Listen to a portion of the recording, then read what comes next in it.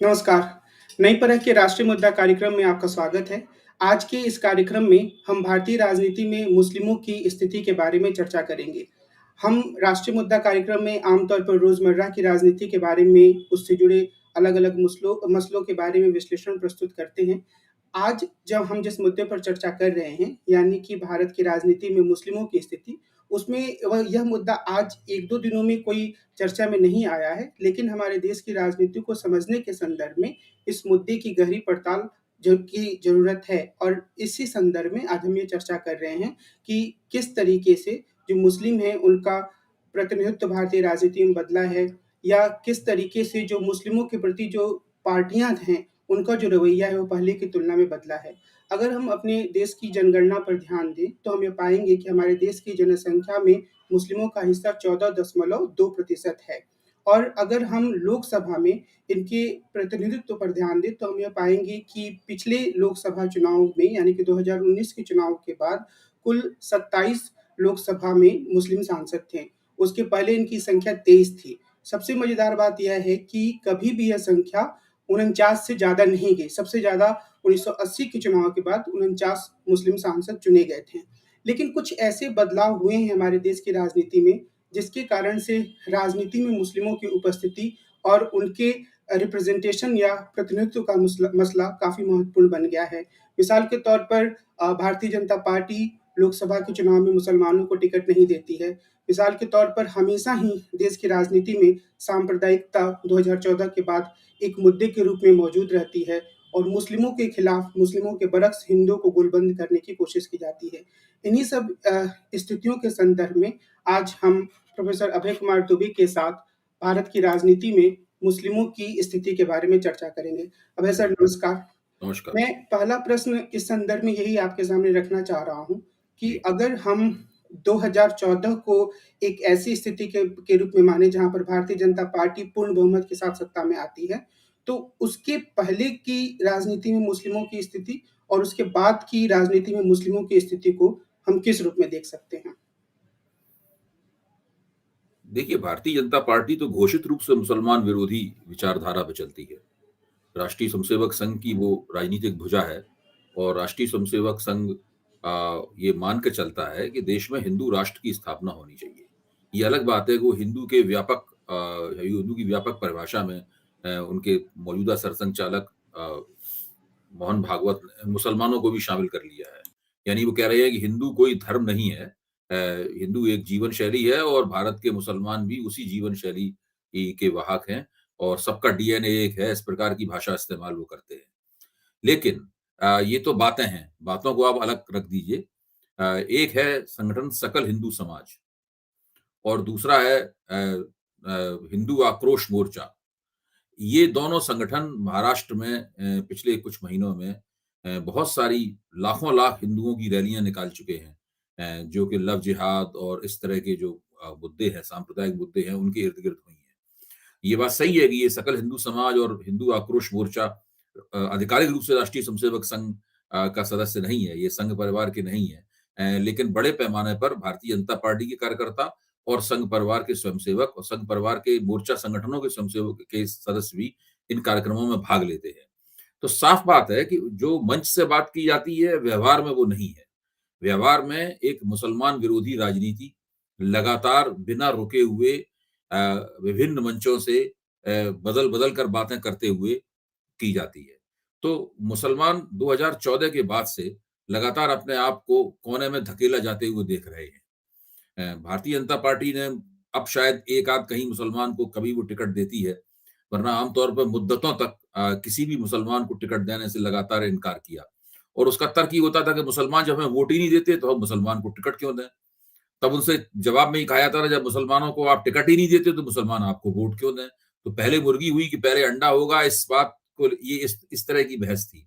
लेकिन इस तरह की बहस से काम नहीं चलता है। ये बात अपने आप में स्पष्ट है कि भारतीय जनता पार्टी हिंदू बोलबाले की राजनीति करती है। वो मानती है कि अगर हम 45 से 50% हिंदुओं को एकजुट कर लेंगे, तो मुसलमान वोटों की जो राजनीतिक एफिकेसी है, मुसलमान वोटों की राजनीतिक प्रभावकारिता है, वो अपने आप समाप्त हो जाएगी। और एक बार जब मुसलमान वोटों की प्रभावकारिता समाप्त हो जाएगी, यानी मुसलमान वोट सत्ता और चुनाव को प्रभावित करने से प्रभावित करने में अक्षम हो जाएंगे, उसके बाद हम बड़े आराम से मुसलमानों के साथ में बैठकर एक समझौता करेंगे कि भाई आपके क्या-क्या नागरिक अधिकार हैं, आप कहिए तो हम आपको दिए देते हैं। क्योंकि हम आपको नागरिक अधिकार देने से इनकार नहीं करते, लेकिन जो एक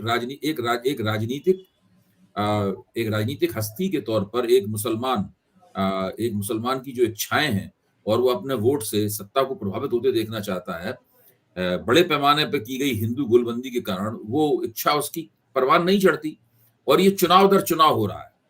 खासतौर से उन इलाकों में हो रहा है जिन इलाकों में जो इलाके भारतीय जनता पार्टी का प्रभाव क्षेत्र माने जाते हैं। सबसे पहले गुजरात में ये घटित हुआ, अब उत्तर प्रदेश में घटित हो रहा है और भी कई दूसरे इलाकों में घटित हो रहा है।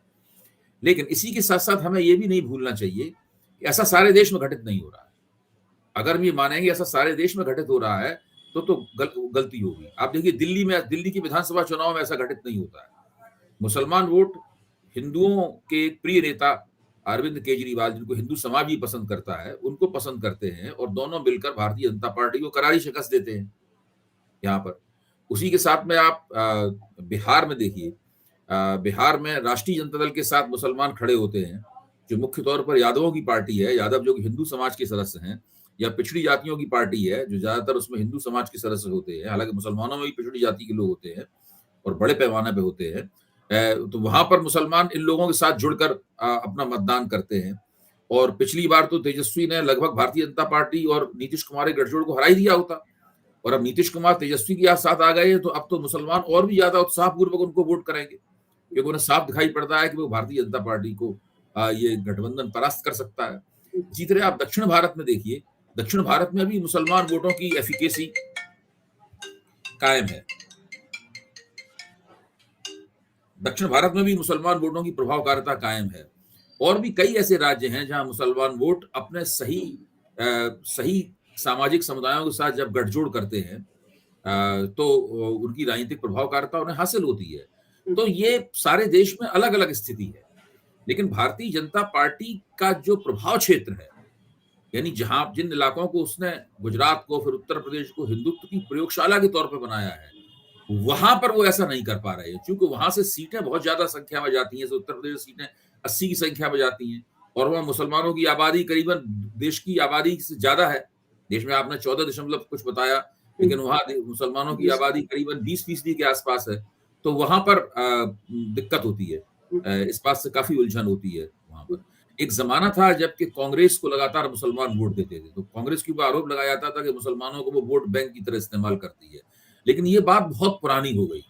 मुझे लगता है पिछले 40 साल से मुसलमानों ने एक वोट बैंक की तरह किसी पार्टी को वोट नहीं दिया है। भारतीय जनता पार्टी को हराने के लिए वो वोट जरूर करते हैं और उसमें भी उनके बहुत सारे वोट बर्बाद हो जाते हैं, ऐसा नहीं है। मेरे ख्याल से 2022 का जो उत्तर प्रदेश विधानसभा का चुनाव था और दिल्ली विधानसभा के जो कुछ चुनाव हुए हैं, इन सब पे अगर आप गौर करें तो आप पाएंगे कि इन चुनावों में मुसलमानों का जो ध्रुवीकरण हुआ, मुसलमान वोटों का, वो बड़े प्रभावी तरीके से भारतीय जनता पार्टी के खिलाफ हुआ। लेकिन बाकी सब चुनावों में इतना प्रभावी ध्रुवीकरण नहीं होता है। मुसलमान वोट कई तरह से कई पार्टियों में बंट जाते हैं। अब उत्तर प्रदेश में देखिए, बहुजन समाज पार्टी और समाजवादी पार्टी और कांग्रेस के बीच मुसलमान वोट बंटते हैं। कांग्रेस को कम वोट मिलता है, समाजवादी पार्टी को ज्यादा मिलता है, थोड़ा सा उससे कम बहुजन समाज पार्टी को मिलता है।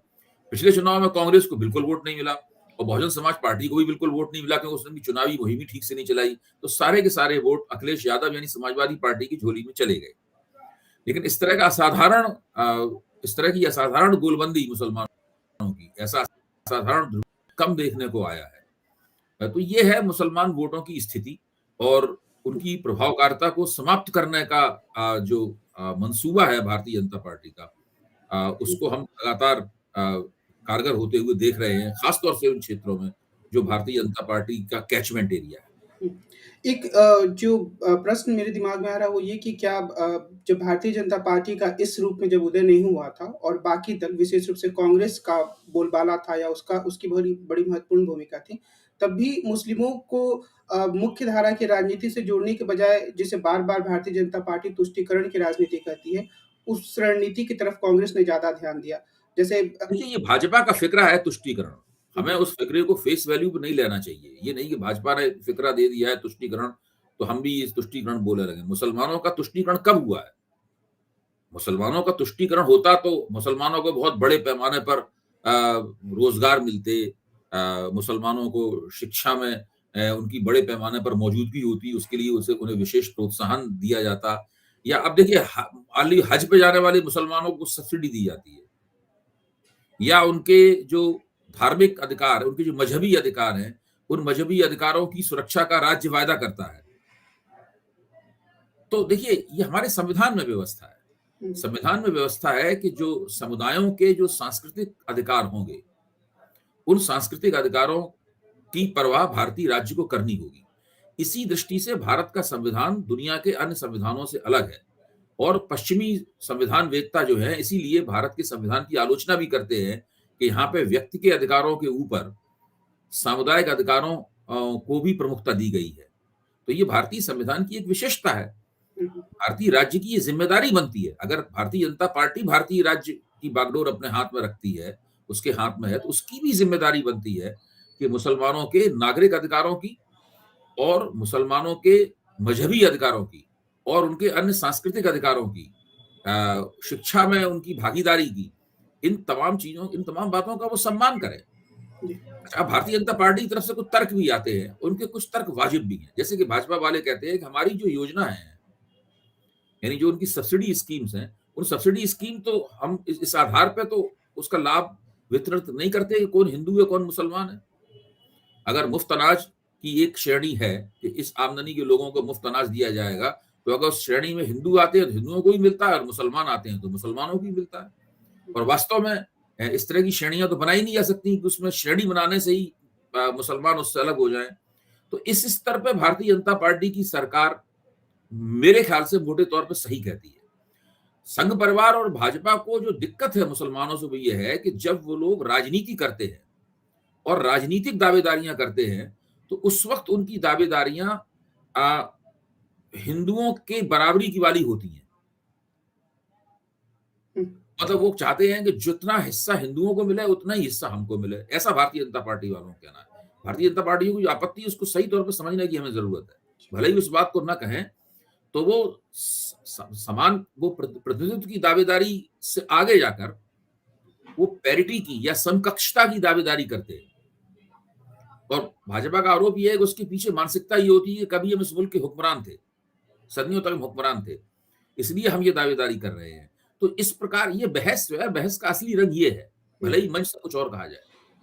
एक चीज़ और है कि आम तौर पर जब कई मुस्लिम युवाओं से बातचीत होती है, तो उनके अंदर से एक पीड़ा ये निकलती है कि जो मुस्लिमों के मुद्दे होते हैं, जो कई बार न्याय से जुड़े मुद्दे भी हो सकते हैं, वहाँ पर जो विपक्षी दल है, ख़ास तौर पे उनका इशारा कांग्रेस और आम आदमी पार्टी जैसे दलों की तरफ होता है, उनका भी एक सॉफ्ट हिंदुत्व जैसा एक रंग उभर कर सामने आता है। वो खुलकर उनके अधिकारों की बात नहीं करते हैं। उनके नेता बार-बार ये दिखाने की कोशिश करते हैं कि वो असली हिंदू हैं। तो क्या ये 2014 के बाद की राजनीति का प्रभाव है कि बाकी दल भी खुद को ज़्यादा हिंदू दिखाने लगे हैं? देखिए 2014 के बाद जो भाजपा की लगातार जीतें हुई हैं केंद्र में और बहुत सारे राज्यों में, उसका प्रभाव तो है ही। उसने इस पूरे मसले को निर्णायक मोड़ दे दिया है। लेकिन मैं ये कहूंगा कि 2025 में राष्ट्रीय स्वयंसेवक संघ के 100 साल होने वाले हैं। तो ये पिछले 100 साल के संचित राजनीतिक, सामाजिक और सांगठनिक प्रयासों का फल है कि उन्होंने पूरे देश का जो सार्वजनिक जीवन है और उसमें होने वाली बहसें हैं, उसको एक हिंदू टर्न दे दिया है। सब लोगों को एक हिंदू मोड़ पर उन्होंने पहुंचा दिया है, और ये उन्होंने दिखा दिया है कि जो हिंदुओं की राजनीति करेगा वही इस देश की राजनीति में आगे बढ़ पाएगा। जो हिंदुओं की राजनीति नहीं करेगा उसको दिक्कत होगी और वो तरह तरह की परेशानियों में फंसेगा, उसके वोटों का धीरे धीरे करके क्षय होता चला जाएगा। तो इसकी वजह से एक हिंदू विमर्श स्थापित हुआ है। अब वो उसका एक नरम संस्करण है, एक उसका गर्म संस्करण है, एक उसका आतताई किस्म का संस्करण है। तो तरह तरह के उस हिंदू विमर्श के संस्करण है। यहाँ तक राष्ट्रीय स्वयंसेवक संघ का विरोध करने वाले बहुत से तत्व हैं जो कहते हैं कि राष्ट्रीय स्वयंसेवक संघ मुसलमानों के प्रति कुछ ज्यादा ही रियायत कर रहा है और हिंदू दृष्टि ये इजाजत नहीं देती। वो एक हिंदू दृष्टि का हवाला देते हैं, और उसमें बहुत सारे बुद्धिजीवी भी हैं जो खुल के वैसे नरेंद्र मोदी का समर्थन करते हैं, लेकिन वो ये भी कहते हैं साथ में कि नरेंद्र मोदी हिंदू दृष्टि, धीरे धीरे हिंदू दृष्टि के नुमाइंदे नहीं रह गए। वो बार बार मुसलमानों को लाभ पहुंचाने वाली नीतियां अख्तियार करते हैं और मुसलमानों को रियायतें देने की कोशिश करते हैं। देखिए भारतीय जनता पार्टी और नरेंद्र मोदी और राष्ट्रीय स्वयंसेवक संघ, अब जब उन्होंने सारे देश में हिंदू एकता के सबसे पहले नंबर के अलंबरदार होने का रुतबा हासिल कर लिया है, तो अब वो कोशिश कर रहे हैं कि किसी तरह मुसलमानों में भी उनका प्रवेश हो। हाल ही में नरेंद्र मोदी ने जो कहा है कि पसमानदा मुसलमानों के साथ में भाजपा अपने संबंधों को दुरुस्त करे और पसमानदा इलाकों में स्नेह यात्राएं निकाले। अगर पूरे मुस्लिम समाज में आप देखेंगे तो 80% से ज्यादा मुसलमान पसमानदा मुसलमान है, यानी पिछड़े और दलित मुसलमान है। अभी हाल ही में जो पसमानदा थीसिस के जो प्रवक्ता हैं अली अनवर, जिन्होंने पसमानदा मुस्लिम महाज नामक एक संगठन की स्थापना की थी एक जमाने में, और मसावात की जंग यानी समता की जंग नामक एक किताब लिखी थी जो बहुत मशहूर किताब है, उन्होंने अपनी इस थीसिस का एक नया संस्करण प्रकाशित किया है जिसमें वो समग्र पसमानदा थीसिस को पेश कर रहे हैं, यानी मुसलमानों के साथ में दलितों को भी जोड़ रहे हैं। जब से नरेंद्र मोदी ने ये बात कही है तब से पसमानदा राजनीति काफी सक्रिय हो गई है। अभी तक होता ये था कि तमाम मुसलमान जो अशराफ मुसलमान हैं, यानी जो एलीट मुसलमान हैं, जो शेख, सैयद, पठान, मोटे तौर पे कहें मुगल, ये मुसलमान हैं जो बहुत अल्पसंख्यक हैं, उनके नेतृत्व में रहता था।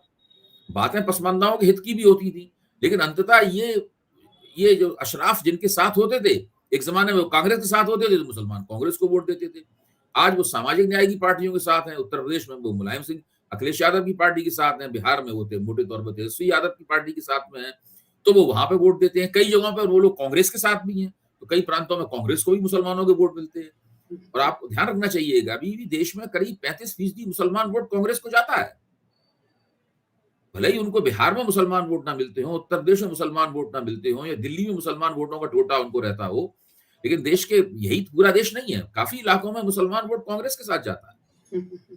तो ये मुसलमान वोटों के कई सारे लेनदार हैं, इसीलिए मुसलमान एक वोट बैंक के तौर पर वोट ना देकर बंटकर वोट देता है।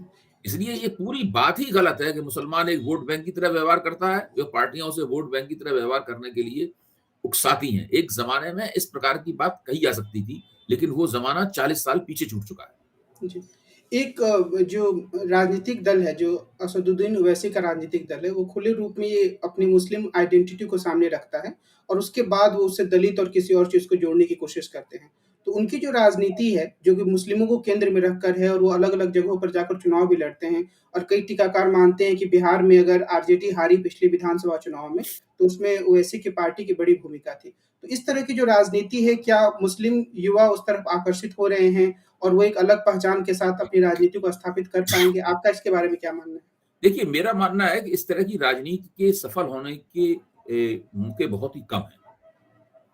कहीं-कहीं ऐसा लग सकता है कि वहीं कहीं वो मार्जिनली थोड़ा बहुत सफल हुई है या उसने चुनाव परिणामों को प्रभावित किया है। जैसे कि अभी आपने बिहार का ज़िक्र किया। आप देखिए पश्चिम बंगाल में वो कितने धूम-धड़ाके से उतरे थे, क्या हुँ, हश्र हुआ उनका।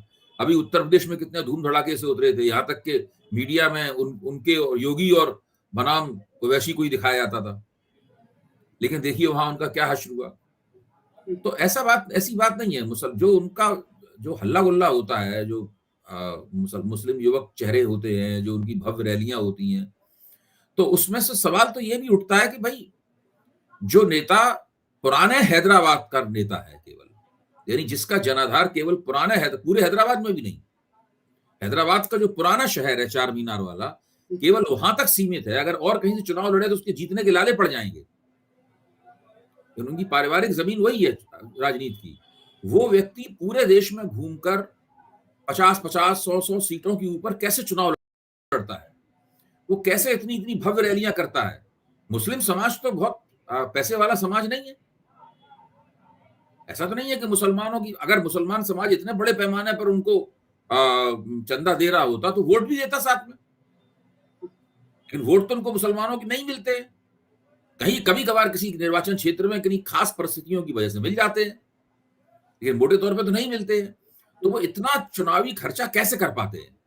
उनके पास कोई सरकार भी नहीं है, उनका किसी पार्टी से कोई गठजोड़ भी नहीं होता। कभी-कभी बसपा जैसी पार्टी से गठजोड़ वगैरह हो जाता है, उससे भी कोई बात खास बनती नजर नहीं आती है।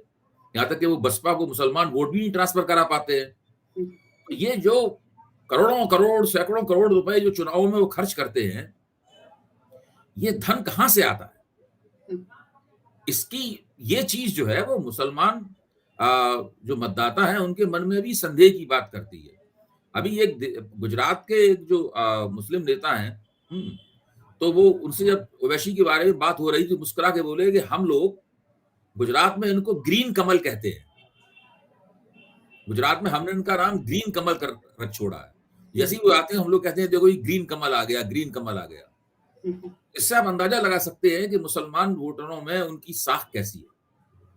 जी, एक जो चर्चा आम तौर पे कई बार क्लासरूम की चर्चा के रूप में होती है और कुछ-कुछ विद्वान इस पर बात करते हैं कि हिंदुस्तान में जो हम लोगों ने first past the post system अपनाया है, जिसमें कि चुनाव उम्मीदवार लड़ते हैं और जिसको सबसे ज़्यादा वोट मिलता है वो जीत जाता है। शायद वही एक बड़ा कारण है कि जो अल्पसंख्यक समुदाय है, विशेष रूप से मुस्लिम, उनका सही रिप्रेजेंटेशन नहीं हो पाता है। जैसे कि मैंने शुरू में कहा कि 14.2% मुस्लिम हैं हिंदुस्तान की जनसंख्या में, तो इस लिहाज से लोकसभा में उनके 75 से 80 सीटें उनके मुस्लिमों के पास होनी चाहिए। लेकिन जब सबसे ज़्यादा मुसलमान जीते 1980 में, तो वो 49 थे और उसके बाद हमेशा ही 30 के नीचे 29, 27, 23 ऐसे रहा है। तो इस बारे में आपका क्या मानना है कि क्या यह तर्क सही है कि अल्पसंख्यकों को, विशेष रूप से मुस्लिमों को सही रिप्रेजेंटेशन नहीं मिल पाता है क्योंकि first past the post system हमारे यहाँ है? अच्छा कमल, एक बात बताइए, आप तो राजनीति शास्त्र में रमे हुए हैं, आप उसके आचार्य हैं, बच्चों को भी पढ़ाते हैं और खुद भी पुस्तकें लिखते हैं, बड़ी अच्छी चर्चाएं करते हैं। क्या लोकतंत्र में प्रतिनिधित्व का असूल आबादी के मुताबिक प्रतिनिधित्व है? मुझे लगता ऐसा है कहीं कि लिखा हुआ जी। है? ऐसा कहीं लिखा हुआ है कि संविधान केवल 2 समुदायों को इस प्रकार की इजाजत देता है?